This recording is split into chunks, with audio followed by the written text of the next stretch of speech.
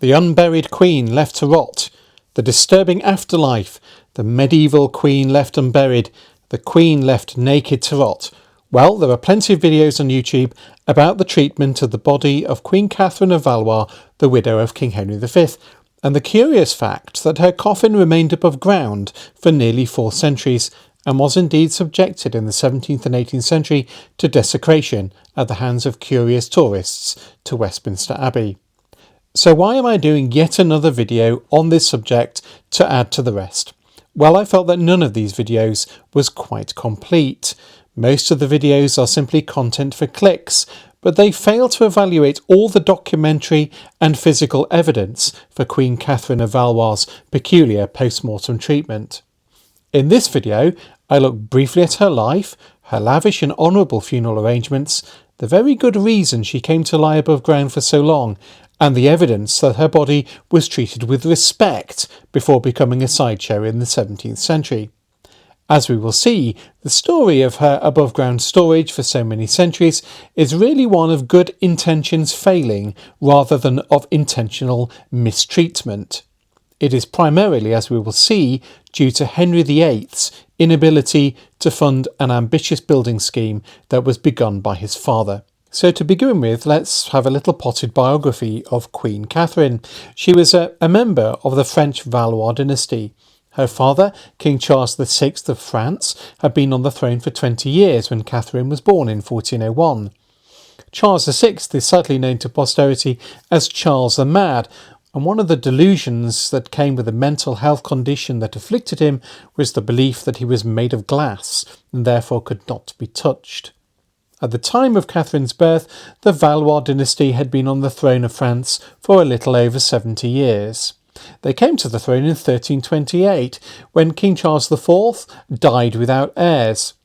Now, Charles IV's closest living male relative was in fact his nephew, King Edward III of England, the son of his sister Isabella of France.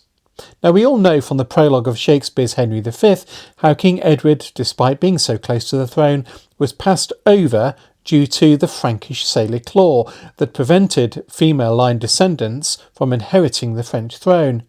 And so the throne was given instead to a cadet branch of the Capetian royal family, the Counts of Valois, who were descended from King Philip III of France.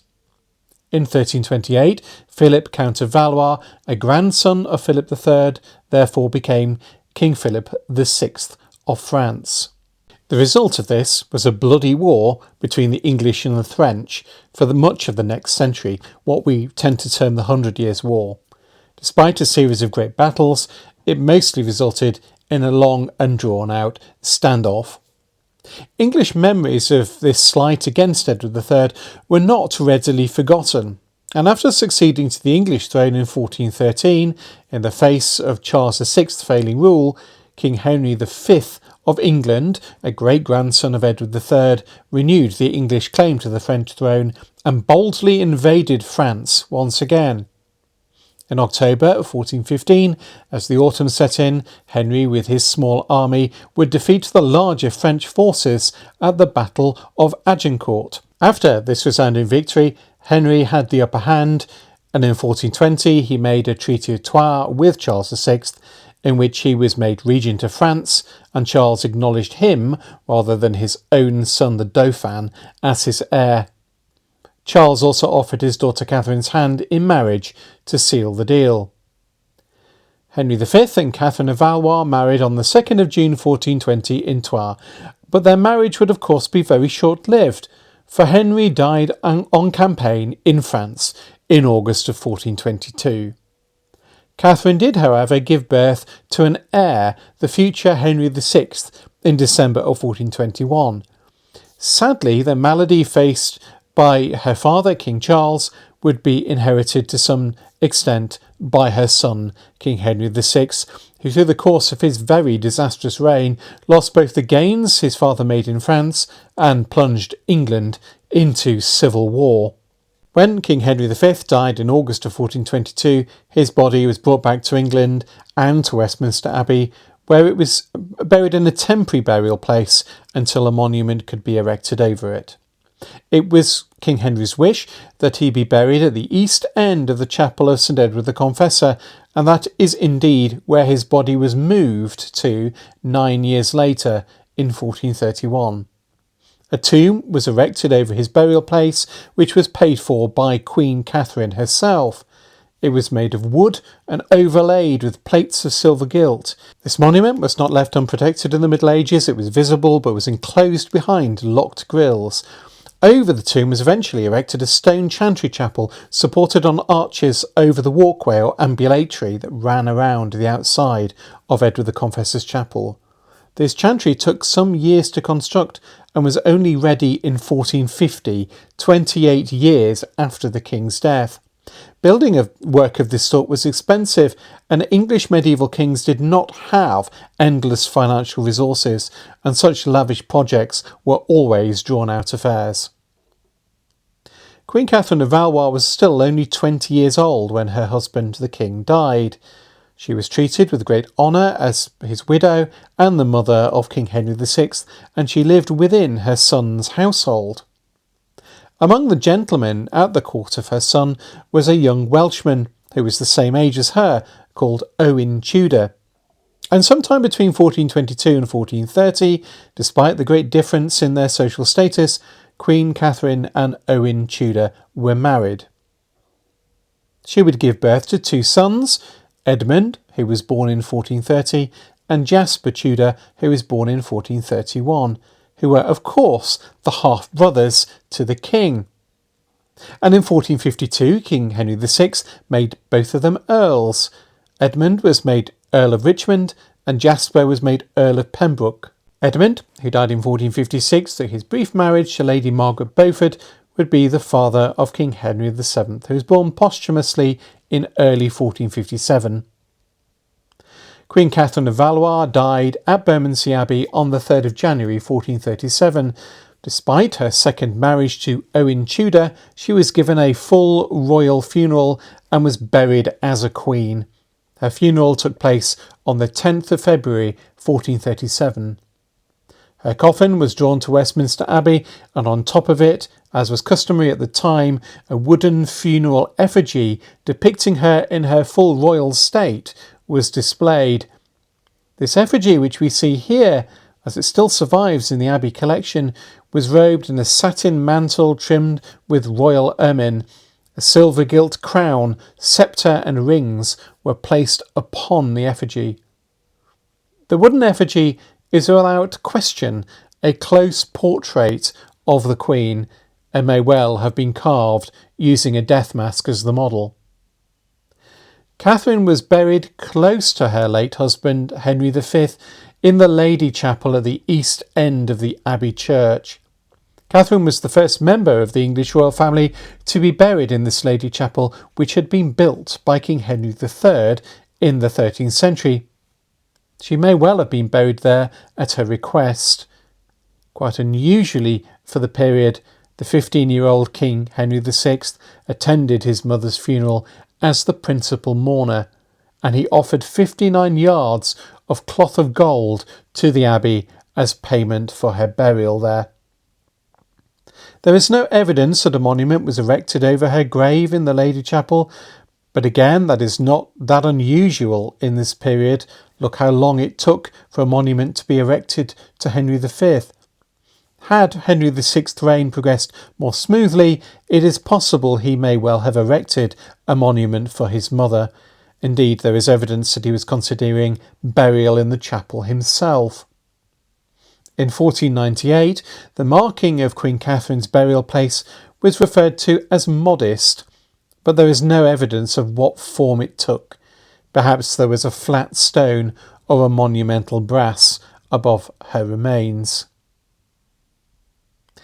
Now moving forward to the early 16th century, and Henry VII, Henry Tudor, Catherine's grandson, is now on the throne. On the 31st of March 1509, King Henry made his will, and in it he makes particular mention of his grandmother and her burial place when choosing his own. He asks that his body be buried at Westminster because that is where his noble progenitors and blood were buried.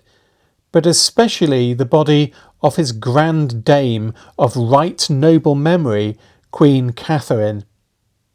In fact, King Henry VII specifies in his will that he should be buried in the same lady chapel that his grand dame lay buried.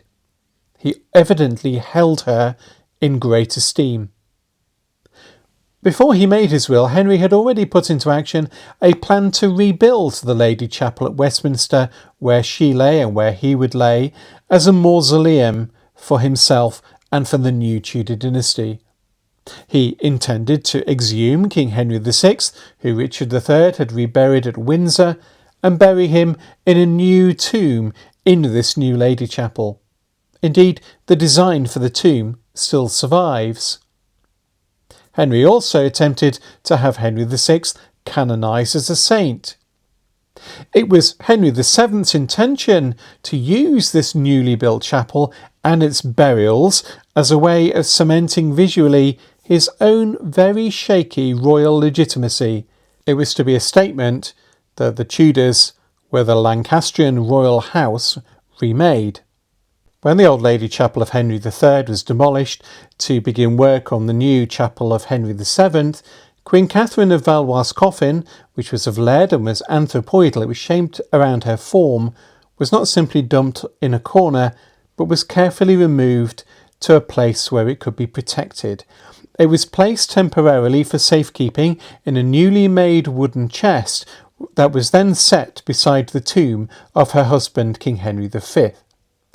At that time, there were railings right around the east end of the tomb of King Henry V, and the tomb chamber was approached from Edward the Confessor's chapel at the west through railings and a locked gate, all intended to protect Henry V's lavish silver-gilt tomb from thieves. The eastern railings of the chapel were only removed in 1822. So Queen Catherine's coffin was placed in a temporary position both of honour and also of security. The fact that the coffin was kept above ground at all rather than being placed in a burial vault is evidence that Henry intended fairly quickly to rebury Catherine once his new chapel was completed. It is unthinkable, given how clear King Henry VII is in his will about the importance of being buried near to his grandmother, that this was intended to be a permanent arrangement. However, the chapel, which we now know is Henry VII's chapel, wasn't anywhere near complete when King Henry VII died in 1509. The original budget of £14,000 that the king had allocated had already been exceeded within a year of his death. Work continued on the construction of the chapel in the early years of King Henry VIII's reign, but the budget spiralled out of control. By 1513, the tomb of the king was still standing incomplete, and £20,000 had been spent on this extraordinary edifice and its decoration. Now, putting this into fiscal context, in the first decade of his reign, Henry VIII, a young and martial man, was planning and then was fighting very expensive wars with the Scots and the French, and his financial resources were not limitless. Although it was an important priority for Henry VII to translate Henry VI from Windsor and rebury Queen Katherine in some style, the young Henry VIII, facing a budgetary squeeze, had no great incentive to follow his father's wishes, and so Henry VI remained at Windsor and Queen Catherine's coffin simply remained in the space beside her husband's tomb. The wooden chest containing her lead coffin was in no great peril during the early years of Henry VIII's reign. It would have been well cared for by the monks of Westminster. It was very likely covered in a pall of fine cloth to provide it with some further dignity. Perhaps some of the cloth of gold offered by her son at her funeral was used for that purpose. The coffin was not left unmarked.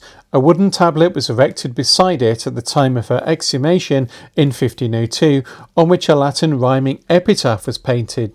The text was provided by John Skelton, the poet laureate to King Henry VII and tutor to the young Henry VIII, and it is uncompromising in its praise for the late Queen and of Henry VII's great affection for the woman who was the source in many respects of his royal dignity.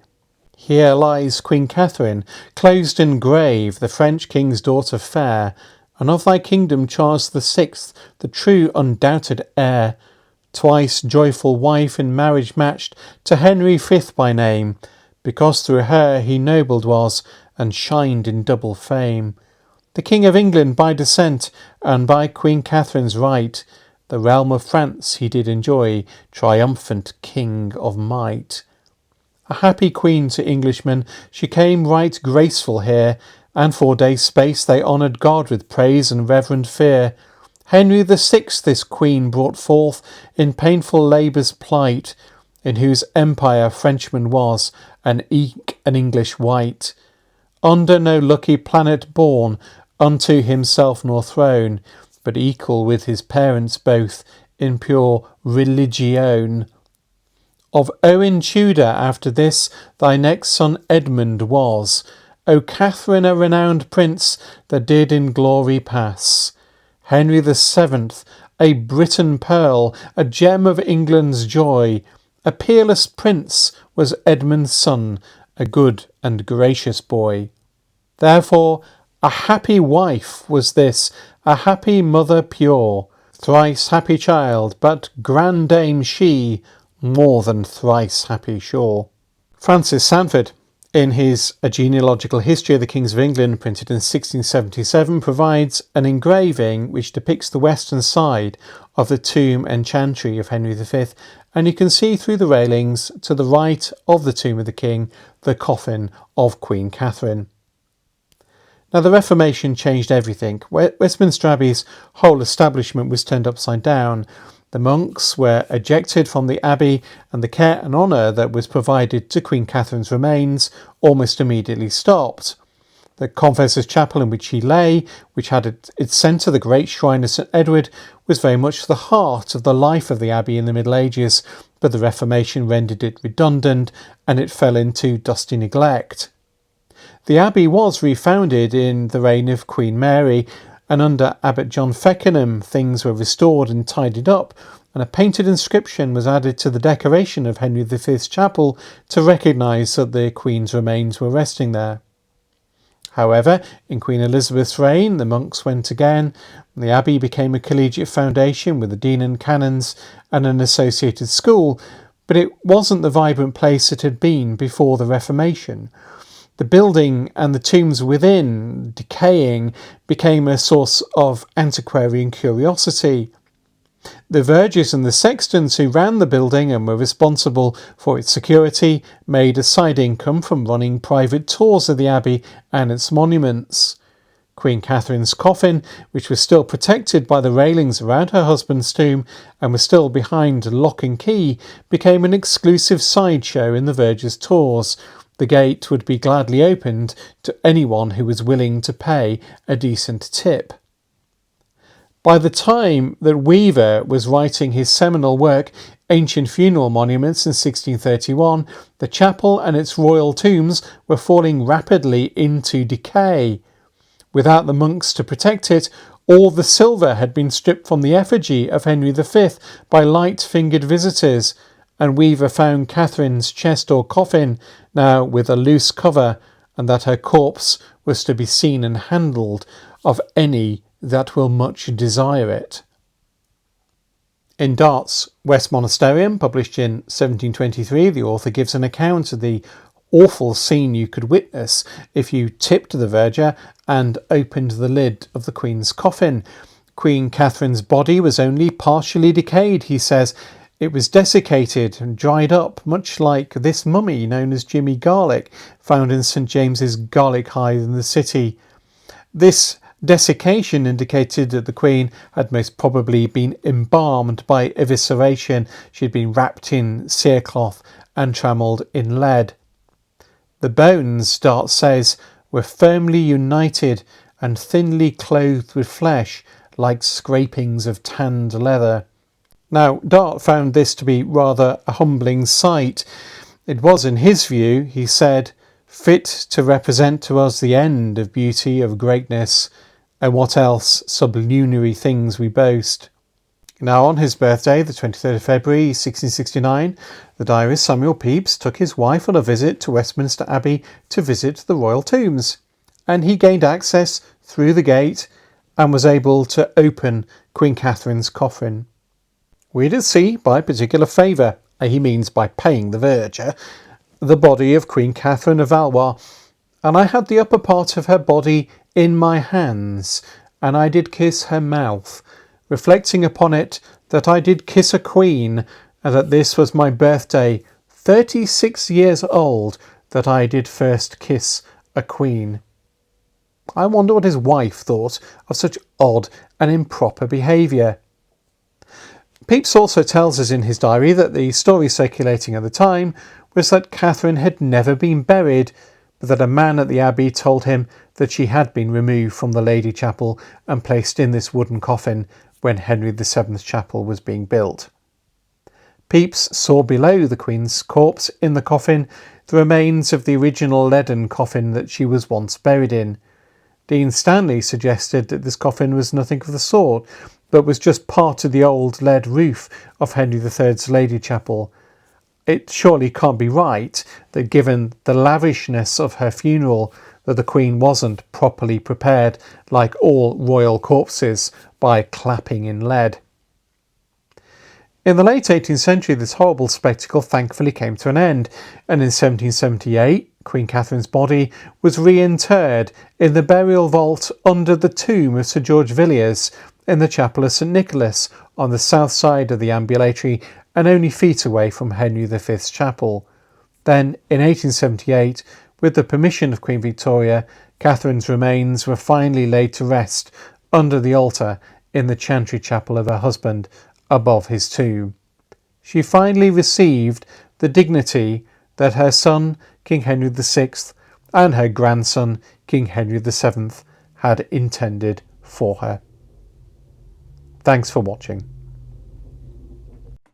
If you enjoy this channel, you're bound to enjoy my magazine, The Antiquary. Published every month, it is a labour of love for me, and in it I explore some of the more obscure aspects of our shared history, all beautifully illustrated in full colour. It ships across the world, is offered in print and digital format, and readers give it 5 stars on Google. If you love your history like me, particularly the history of objects, buildings, people and places, why not consider subscribing? Subscribing helps support my work and the channel too. There's a link above and in the video description that takes you to the magazine website.